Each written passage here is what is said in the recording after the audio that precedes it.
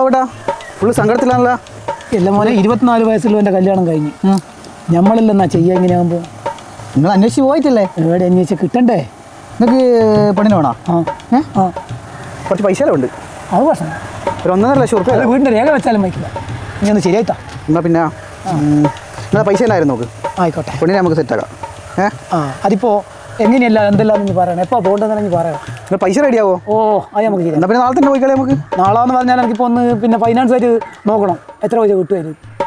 എന്തായാലും 1.5 ലക്ഷം റുപ്യ ഒന്ന് കിട്ടൂലേ? ഓ എന്നാൽ പിന്നെ നിങ്ങൾ ഇവിടെ നീ റെഡി ആയിക്കോ. ഞാൻ റെഡി ആയിട്ടോ. അവിടെ ഇങ്ങനെയുള്ളേ ബിയർ കഴിയില്ല. എടാ നീ വേഗം ഇങ്ങോട്ടേക്ക് വന്നാട്ടെ, പാലത്തിൻ്റെ അടുത്തേക്കോ. ഒരാൾ പറ്റിക്കാൻ കിട്ടിയിട്ടുണ്ട്. ഒരു 50 ഉറുപ്പിക എനിക്ക് കാടിയോ അതുപോലെ. വേവാ വന്നിട്ട് കാര്യം പറയാം. വേവാ ഓക്കെ. ബാബോട്ടാ അല്ലാതെ അല്ലേ ഇതെങ്ങോട്ടാ പോകുന്നത്?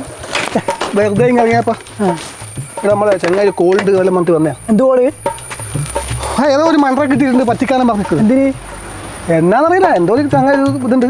വലിയ പൈസ പോടാ. ഒരു 1.5 റുപ്യ കോളുണ്ട്. ഓ നമ്മൾ തുടങ്ങാം. നിങ്ങൾ കൂടിക്കോ, നിങ്ങൾക്കും കിട്ടും ചെറുത്. നിങ്ങൾ ഓനോട് പറയണം. എനിക്കിപ്പോൾ 1.5 ആവശ്യം എനക്കുണ്ട്.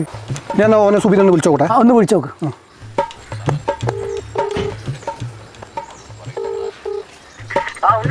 ഞാൻ എത്തി. നീ എടില്ലേ?